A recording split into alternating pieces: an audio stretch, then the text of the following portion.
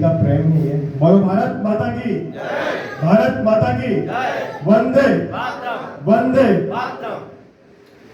मां सार्वत्रिक चरणों में नमन। सामान्य मंच, आदरणीय अतिथि महोदय, आदरणीय जो भी यहाँ पर हमारे क्लास से जुड़े सभी आए, सभी का स्वागत।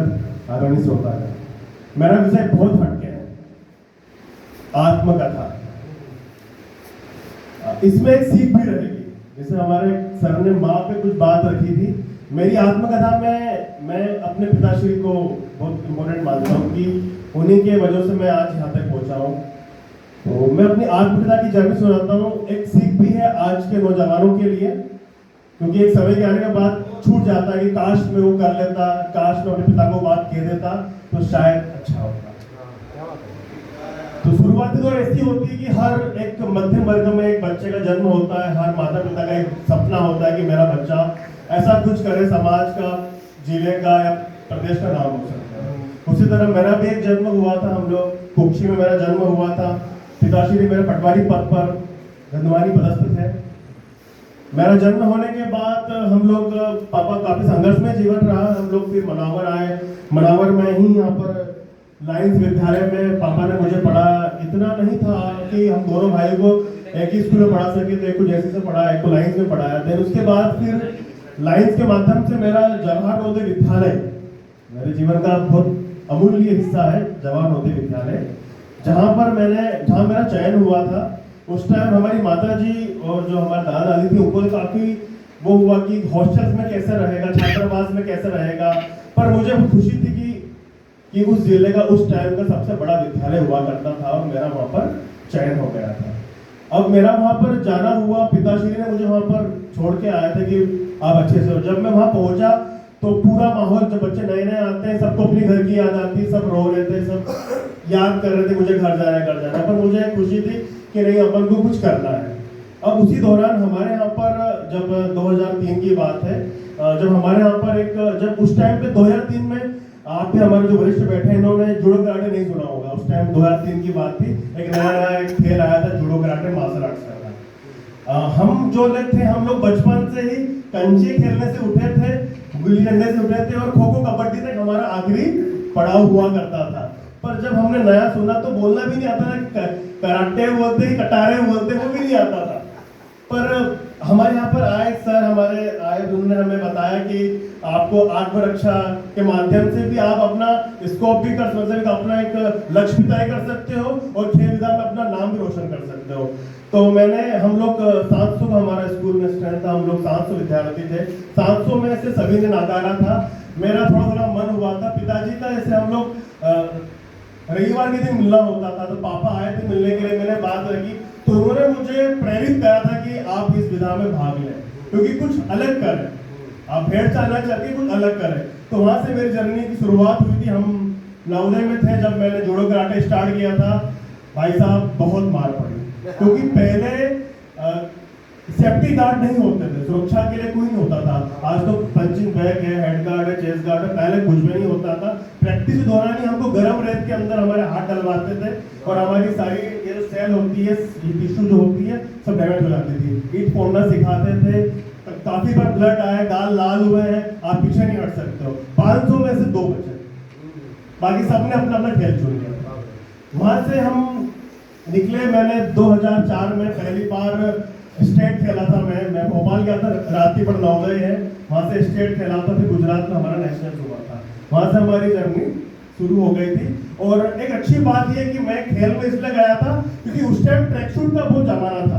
2003 में ट्रैक सूट, जो नेशनल खेल गया उसको ट्रैक सूट मिलता था, तो मैं वो ट्रैक सूट पाने के लिए मैं गया कि ये ट्रैक सूट मिलेगा तो वहां पर सम्मान होगा। ट्रैक सूट पहनने का बहुत शौक था। पहले ट्रैक सूट मिलते नहीं थे, ट्रैक सूट एक बड़ी बात थी। 2003-04 में ट्रैक सूट पहनना, वो भी नेशनल लिखा हुआ, तो उसका मुझे बड़ा क्रेज था कि ट्रैक सूट मिलेगा।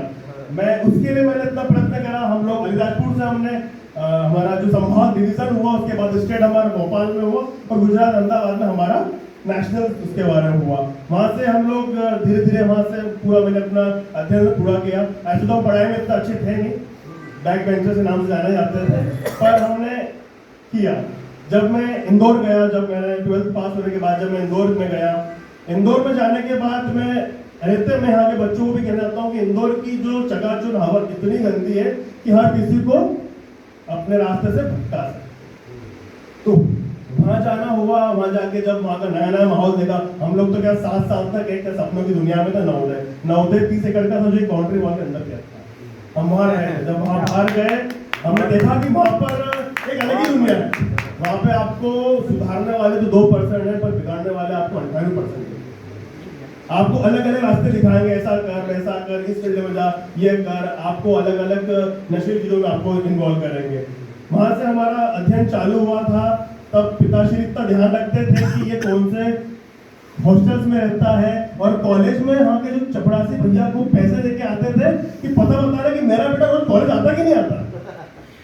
फिर उसी दौरान जब मैं दोस्तों के साथ पिक्चर देखने निकल गया, हम लोग बाहर निकल गए, पापा को मालूम पड़ा। पापा ने कुछ नहीं बोला, बस एक शब्द कहा था कि जीवन में 5 साल तेरे एमबीए के होते हैं, 3 साल ग्रेजुएशन और 2 साल का एमबीए होता है। जीवन के 5 साल अगर तूने अच्छी मेहनत कर ली तो जीवन के 50 साल तू जीवन में अच्छा रहेगा। और तूने इस 5 सालों में तूने गलत आदतों में किसी के शिकार हो गया तो 50 साल रोए। काश मैं उस टाइम कुछ अच्छा कर लेता तो आज मेरे पास भी एक अच्छी एक कंफर्टेबल लाइफ होती मेरी। ये उनकी बात हमें समझ में आ गई। तो हमने वहां से हमारी जर्नी स्टार्ट हो गई थी। और 2015 में एक बहुत ही बड़ा मेरे ऊपर एक पहाड़ का धूप पड़ा था। मेरे फादर का दिल्ली में कार एक्सीडेंट में उनका देहांत हो गया था। तो मैं वहां से 20-21 साल का था और मैं जो कुछ था मैं वहीं से फिर पूरा बिखर गया था। मुझे भाई साहब एक्चुअल रियलाइज कब हुआ, मतलब कि उस टाइम पापा ने भले बोल दिया पर एक लक्ष्य नहीं बना था। लक्ष्य कब बना, जब मैं वापस घर आया। मुझे मनावर इतना पसंद भी नहीं था। हम लोग बाहर रहे तो मैंने इंदौर ही रहेंगे, वहां से आगे निकलेंगे। एमबीए किया है तो कोई प्लेसमेंट हो जाएगा। और जब मेरा हो भी गया था, मेरा डिलॉयट कंपनी पूरा में प्लेसमेंट भी हो गया था। लास्ट ईयर मेरा एमबीए का चल रहा था और पापा का ऐसा हो गया और रिस्पॉन्सिबिलिटी इतनी आ गई थी। और आप अच्छे से जानते हैं कि इस दुख के पहाड़ पे कोई साथ नहीं आता, सिर्फ कहने की बात है। फिर भी पापा की जो सीख थी, हम लोग बड़े थे तो वहीं से हमने एक विचार आया मन में, मतलब पूरे 11-12 दिन का रहता है, उसमें मन में बहुत कुछ चलता है। काश मैं ये कर लेता, काश पापा को ये बात बोल देता, पापा ने इतना करा, काश मैं ये बात रख लेता। पर भाई साहब समझ नहीं पड़ा। वहां से फिर मेरे दिमाग में आया कि जो चीज मेरे से छूटी जो पापा ने सिखाई थी, तो मैंने अपनी लाइफ का असली जो कहते हैं चैप्टर चालू हुआ था वो 2015 के बाद मैंने रतलाम से वापस शुरुआत करी थी मार्शल आर्ट्स में। उसके बाद इंदौर में नेहरू स्टेडियम में ट्रेनिंग ली और मैं देहरादून जाके जब मैंने पहला स्वर्ण पदक प्राप्त किया था, वहां पर मेरा 3 स्टेट से हुआ था, जो इसमें गुजरात था, कर्नाटक था और एक हमारा महाराष्ट्र था। महाराष्ट्र वाले ने तो मेरी गर्दन हालांकि लगभग तोड़ी दी थी और ब्लड भी आ गया था, सेफ्टी गार्ड होता नहीं था, पर हिम्मत नहीं हारी थी क्योंकि वहां पर एक जज्बा लेके गए थे कि अब कुछ करना है। तो वहां पर मैं देहरादून में मैंने पहली बार मैं जीत के आया था। अर्पित भाई साहब पत्रकार महोदय मनावर का बहुत प्रेम मिला है, इतना प्रेम मिला, इतना मिला कि मुझे और प्रेरणा मिली। पर भाई साहब आज तक मन में चुभता है कि जब मैं मेडल जीत के आया, इतने लोगों ने सम्मान दिया, प्यार दिया, पर वही कहीं ना कहीं पिताश्री की झलक एक ढूंढती थी। मतलब आज मैं उनको तैयार करता हूँ कि काश हो,